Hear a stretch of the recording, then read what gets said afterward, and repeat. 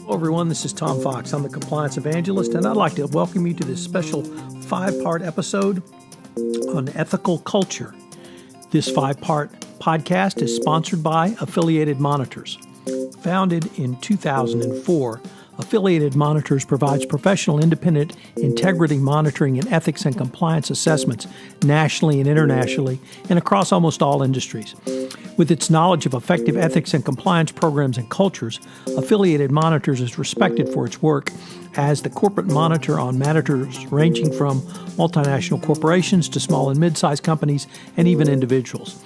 Having served in over 700 monitorships, no one has more experience as an independent monitor than the team at Affiliated Monitors. For more information on how an independent monitor can help improve your company's ethics and compliance programs, visit our podcast series sponsor, Affiliated Monitors, at www.affiliatedmonitors.com. Over this 5-part podcast series, we will look at what is an ethical culture and why does it matter, what are some of the factors that influence the culture of an organization, what is the role of the Chief Compliance Officer in strengthening the ethical culture of an organization, how a company can assess its culture, and finally, reviews of ethical culture as part of an organizational ethics and compliance assessment. I'm joined by Vincent DiCiani, the founder and CEO of Affiliated Monitors, and Eric Feldman, the Senior Vice President at Affiliated Monitors. I know you will enjoy this 5-part series and you will get quite a lot out of it. This is Tom Fox. This special 5-part series on ethical culture is a special series of the Compliance Podcast Network. So this is Tom Fox. I'm the Compliance Evangelist, and we are here for episode 1 with Eric Feldman. Today, we are going to explore what is ethical culture and why does it matter. Eric, first of all, thank you for taking the time to visit with me today. My pleasure. Eric, we've had a lot of conversations from some very high-ranking Department of Justice officials and officials at the Security and Exchange Commission talking about culture, talking about corporate culture. So, for instance, Deputy Attorney General Rod Rosenstein talked at Compliance Week about the need for corporate culture. We had Charles Kane from the Securities and Exchange Commission talking about corporate culture.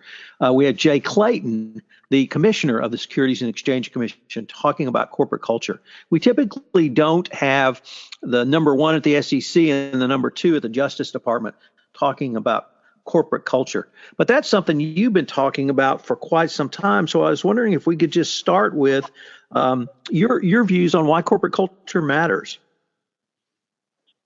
Sure. I think to understand why government officials and enforcement are starting to talk more about culture, you got to ask the question, what is it? And I'm an old career auditor, and I used to hear the term culture and think it was some kind of a social science concept that you couldn't measure. And so I didn't pay it much attention. As I started doing the kind of work I do now, which is monitoring and going into companies and assessing their ethics and compliance, it became pretty clear that culture is everything. Culture is, the way I look at it, a foundational internal control without which all your other controls are likely to be less effective. What that generally means is this. Culture is the way things really work within an organization, within a company. You can have all kinds of rules and regulations and policies and procedures, but the real behavior of employees and organizations throughout a company, that is culture. That is the way things work.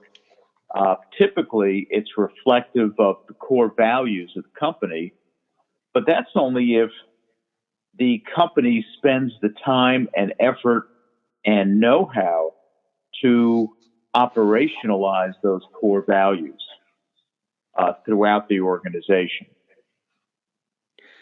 Eric, many of the people that both you and I work with are multinational organizations.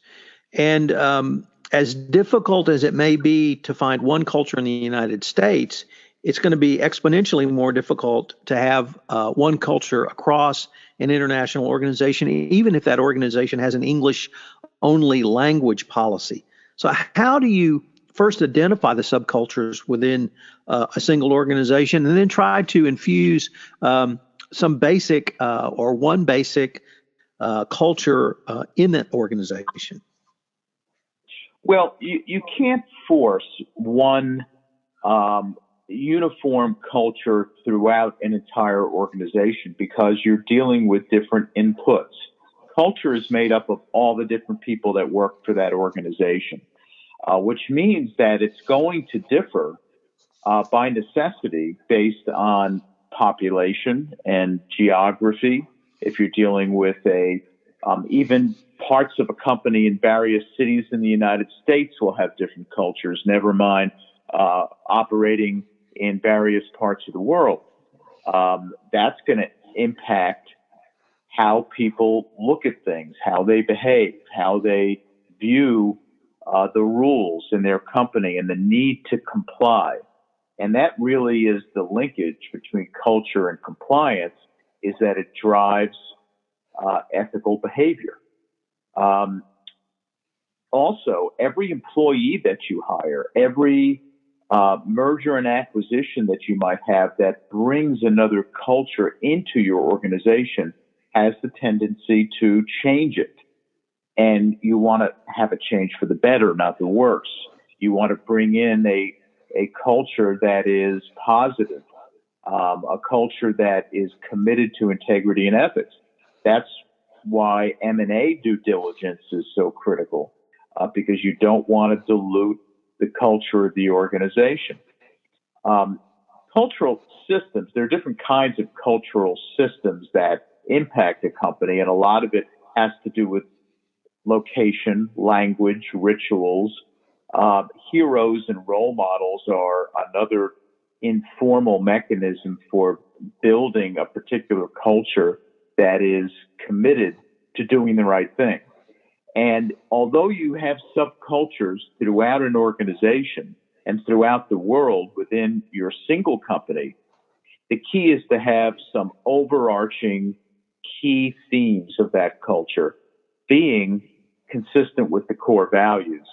Things like integrity, ethical behavior, serving your customers and stakeholders, speaking up.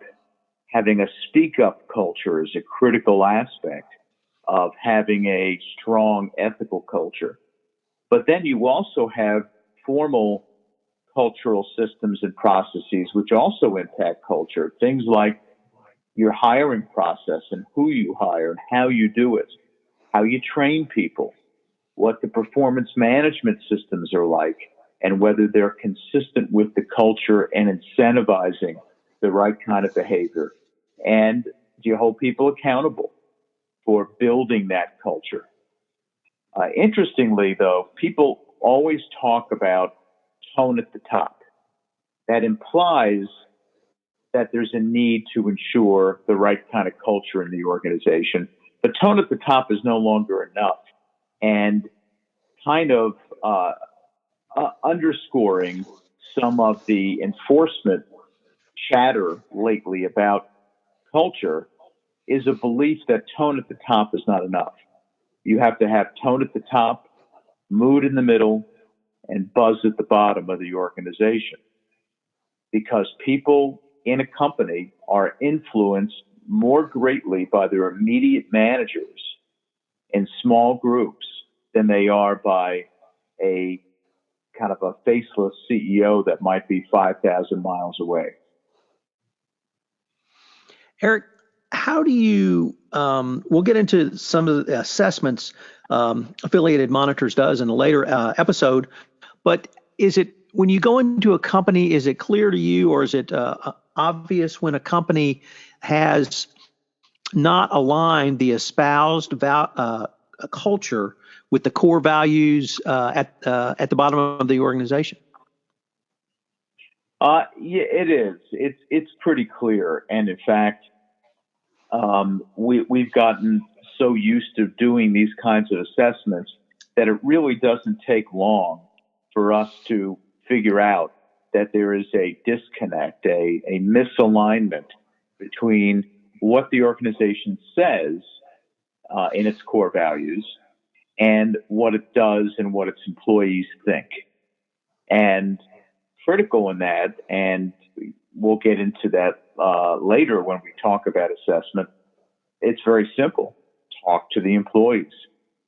And it is interesting to me how little C-suite leaders know about their organizations and their culture. They know what they like it to be. They know what they aspire it to be. Nobody wants a negative culture. No one wants an unethical culture. But they don't talk to their employees. And without talking to employees on a regular basis, you don't know how messages are being received and whether there are mixed messages coming from leaders, managers, and supervisors throughout the company. So, Eric, unfortunately, we're near the end of our time today, but I've been visiting with Eric Feldman. We've been taking an introduction into what is an ethical culture and why does it matter. Eric, I wanted to thank you again for taking the time to visit with me, and I look forward to continuing the conversation. Thanks, Tom. Hello, everyone. This is Tom Fox again. I hope you've enjoyed this episode in my 5-part exploration of ethical culture with Vin DiCiani and Eric Feldman from Affiliated Monitors, who is the sponsor of this series. I hope you'll join us again for our next episode. This special 5-part series on ethical culture is a part of the Compliance Podcast Network.